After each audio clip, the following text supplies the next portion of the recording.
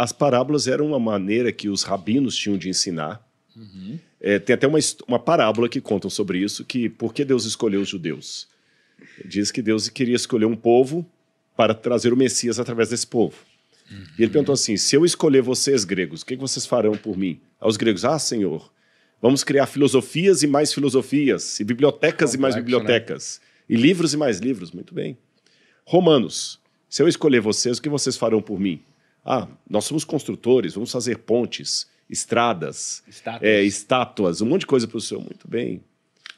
Aí estava o judeuzinho lá no canto. E vocês, judeus?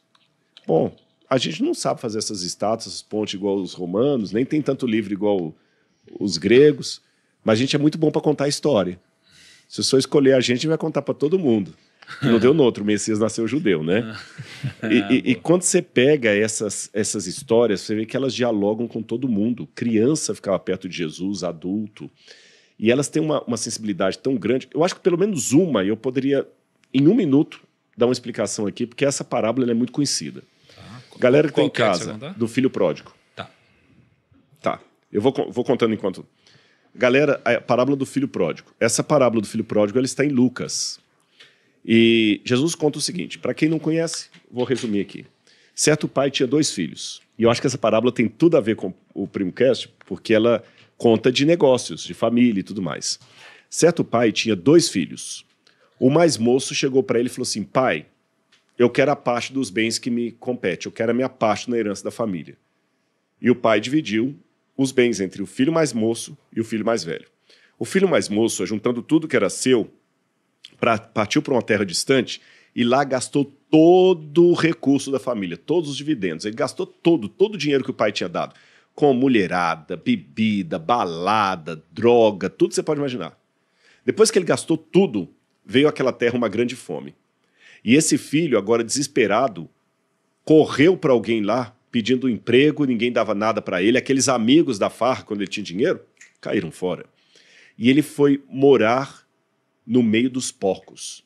Foi a única coisa que ele conseguiu. Um cara falou assim, olha, eu deixo você morar com os porcos e quando eu jogar comida para os porcos, você briga com os porcos e pega um pouco de comida para você. E lá no meio dos porcos, aquele filho pensou, gente, quantos trabalhadores de meu pai têm pão com abundância e eu aqui morro de fome? Eu já sei o que eu vou fazer.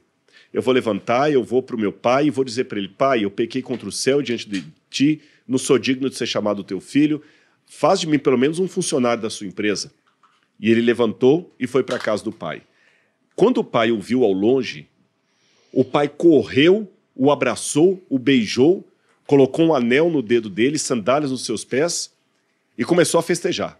O filho mais velho, aquele lá do começo da parábola, estava trabalhando e quando ele chegou à porta, ele escutou o som das músicas, das danças, perguntou, o que é isso? O seu irmão voltou e o seu pai o recebeu com alegria. Indignado, ele não queria entrar. O pai saiu da festa e foi até o portão conversar com esse filho mais velho. Meu filho, era importante que nós comemorássemos, porque o seu irmão estava morto e reviveu, estava perdido e foi achado. Aí, eu contei a parábola para o pessoal aqui, Tiago. Essa parábola ela me levanta várias perguntas. Já que eu estou no Primocast, a primeira pergunta que essa parábola me levanta é o seguinte, pô, que sacanagem. Porque o filho empreendedor foi o que ficou em casa. Injusto, parece injusto. O vagabundo que perdeu tudo é que vira o herói. Tanto é que a parábola leva o nome dele, a parábola do filho pródigo. Sem contar que pródigo significa gastador. Pessoa que gasta sem pensar, e perdulário. Não faz sentido. Outro problema da parábola. Jesus esqueceu de contar o final dela. Porque ela termina com o pai deixando a festa lá dentro e vindo até a porta, tentando convencer o mais velho a entrar, e não fala se ele entrou, se ele não entrou. Aí quando a gente analisa essa parábola dentro de todo o escopo de Lucas, ou seja, quando você vai a todo o capítulo onde essa parábola está escrita, você descobre uma coisa formidável. Depois você pode ver com calma na sua casa Lucas capítulo 15. Na verdade, essa parábola do filho pródigo é a sequência de 3 parábolas, é uma trilogia. Tudo começa assim. Lucas capítulo 15. Aproximavam-se de Jesus todos os publicanos e pecadores para o ouvir.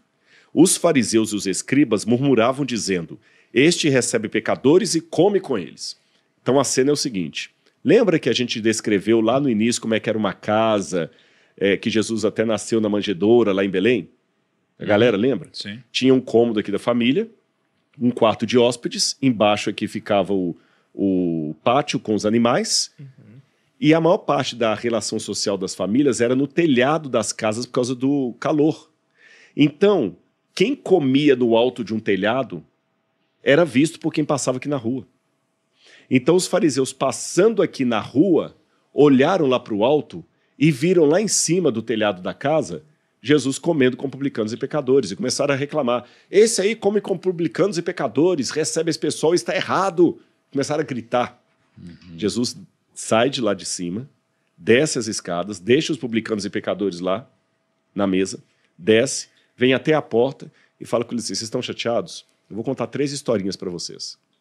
Aí ele conta primeiro a história de uma ovelha que se perdeu. Ele fala assim, um homem tinha 100 ovelhas, Muito bom, né? perdeu uma ovelha, largou as 99 seguras aqui e foi para o deserto atrás daquela que tinha se perdido. Quando achou, ele ficou feliz. Pois assim também é no céu. Há mais festa por um pecador que se arrepende do que por 99 justos que não precisam de arrependimento. Vou contar outra historinha para vocês.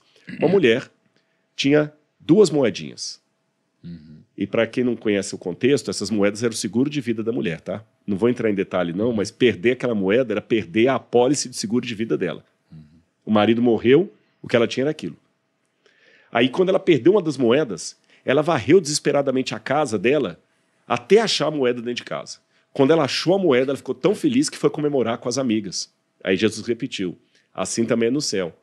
Há muita felicidade e festa por alguém que estava perdido e se acha. Aí vem a trilogia. Agora eu vou contar uma outra parábola para vocês. A parábola de um pai amoroso e 2 filhos perdidos. Como assim? A primeira parábola trazia... Opa! A Cara, primeira calma parábola...